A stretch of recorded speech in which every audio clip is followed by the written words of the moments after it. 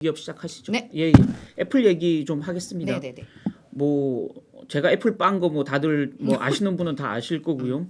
뭐 다만 애플 빨아서 애플 얘기를 자주 하는 게 아니고요. 결국 애플은 시장 방향성을 좌우하는 종목이니까 애플을 알아야 시장을 안다. 이런 관점에서 좀 어프로치를 해야 될 것 같고요. 네. 지금 애플도 결국 차이나 쇼크 뭐 이런 식으로 제목이 달았는데 저의 결론은 차이나 쇼크는 아니다. 다만 뭐 그 차이나로 인해서 약간 그 실적의 차이가 날 수 있다. 예, 실적의 차이는 나. 그러나 차이나 쇼크는 아니야. 이렇게 좀 정리해 보고 싶습니다. 그래서 이제 어제 이제 애플이 공식적으로 사실은 발표를 했어요.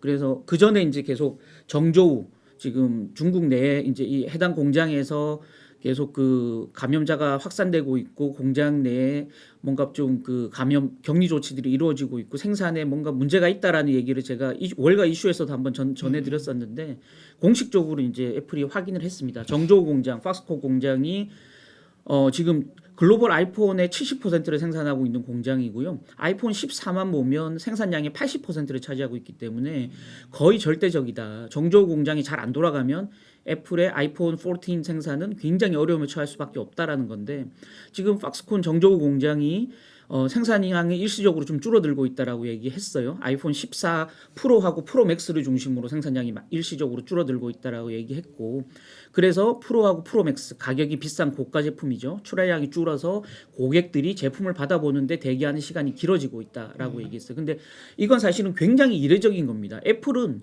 어떤 보도가 나왔을 때 그걸 사실로 확인해 준 적이 한 번도 없어요. 실적 발표 때나 하죠. 그 컨퍼런스 콜에서는. 근데 이 중간에 이걸 발표했다라는 것 자체가 뭔가 그 심각한 기류. 이걸로 인해서 자칫 뭐 아이폰 14이 연말 할리데이 시즌에 거의 뭐 물건을 못 파는 거 아니야? 뭐 이런 식의 이제 과도한 우려가 생길까봐 주가가 최근에 또 많이 빠지고 있고요.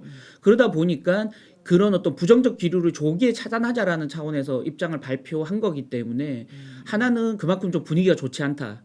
두 번째는 수요에 대한 자신감이 있다. 이렇게 두 가지 가능성을 동시에 조금 그 보고 우리는 판단해야 될 것 같다라는 거고요. 최근 닷새간 제가 나스닥 지수하고 애플 주가 차트를 들고 왔는데 파란색이 애플 주가고요. 검은색이 나스닥 지수입니다.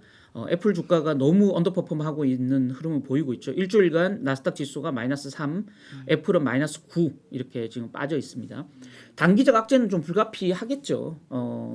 세코낙이라고요. 번스타인 애널리스트도 지금 이 문제는 사실은 뭐 아이폰 14 생산량이 몇 대 더 줄고 이런 문제가 아니고 아까 제가 그 소개해 드렸던 대로 정조우 공장이 아이폰 전체 전 세계 아이폰의 70%를 생산해내고 아이폰 14의 80%를 찍어내는 그런 어떤 한쪽에 쏠려 있는 리스크가 너무 크다라는 거죠. 그래서 과도한 중국 익스포저에 대한 우려를 새삼 재확인해 준 사건이기 때문에 애플의 주가에 좋지 않다라는 겁니다. 애플도 사실은 이런 상황을 미리 어느 정도 예상을 하고 지난 9월부터 인도에서 이제 아이폰 14 조립을 시작했거든요. 근데 여전히 생산량이 10% 남짓밖에 안 되기 때문에 중국 의존도가 여전히 높다라는 측면에서 좀 우려감을 다시 한번 강조했고요.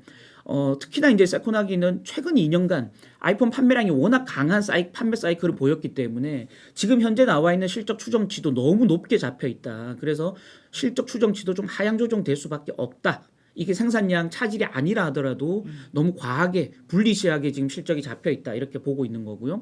웜시 모한이라고 뱅크 오브 아메리카 애널리스트는 아예 목표 주가를 내려버렸습니다.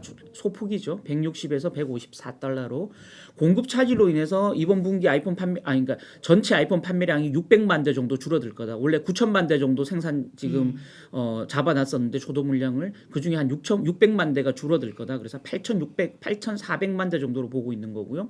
정조우 공장 가동률이 지금 50% 정도 되는 걸로 자기가 추산하는데 12월 말까지 완전 가동되지 않으면 좀 어려움이 크다. 그래서 12월 말까지 완전 가동되는지를 좀 지켜보자. 이렇게 지금 지적을 했고요.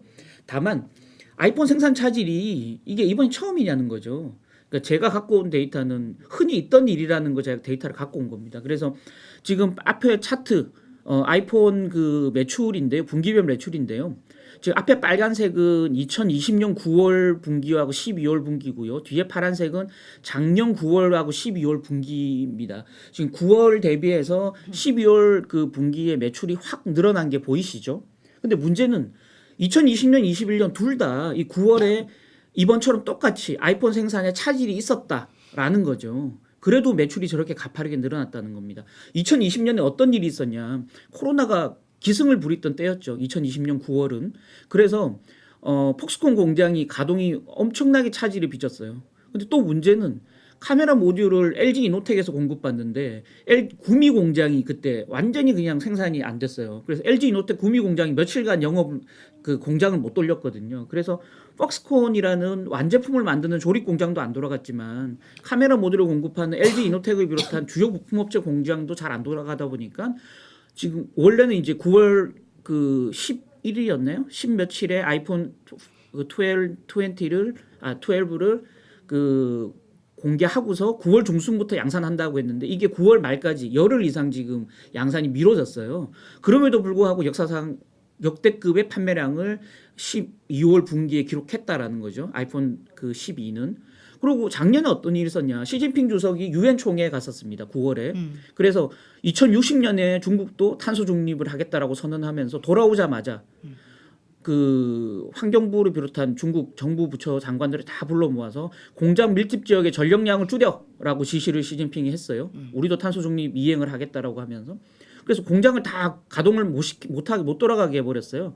그래서 팍스콘 공장 또 여기 중국에 있는 유니마이크론이라고 요거는 이제 아이폰에 들어간 메인보드입니다. 메인보드는 이 중간 판이죠. 그러니까 메인보드가 없으면 만들 수가 없죠, 스마트폰을. 메인보드를 만드는 이 공장들이 엿새간 조업을 중단해 버렸어요. 지금은 조업 중단도 아니고 그냥 차질이 일정 부분 있는 거죠. 근데 이때는 엿새간 아예 공장이 문을 닫았는데 판매량이 역대 최대치를 기록했습니다. 역 4분기 그 12월 분기에 작년에. 이걸로 봐서 아이폰 생산 차질은 흔히 있던 일이라는 거죠. 중국에 공장을 둔 거 자체가 리스크지 중국 공장에서는 흔히 매년 이런 이슈들이 계속 발생해 왔다라는 겁니다. 그런 면에서 세믹 채터지라고요. 이 JP모건 애널리스트는 과거에도 공급 차질이 있었고 출하 지연이 있었는데 그걸로 인해서 판매량이 줄었다는 증거는 어디에도 없다. 이렇게 지금 확실하게 얘기했고요.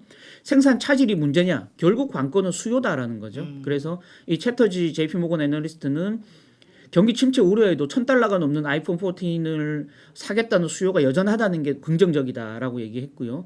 이번 분기 출하가 늦춰진 부분들은 그러니까 내년 1분기죠. 그러니까 그 회계 연도로 따지면 내년 2분기고 우리 그냥 캘린더 이어로 따지면 내년 1분기에 판매량으로 잡힐 거다. 이게 판매량이 줄어드는 게 아니다. 그러니까 석 달 늦춰질 뿐이다라는 거고요.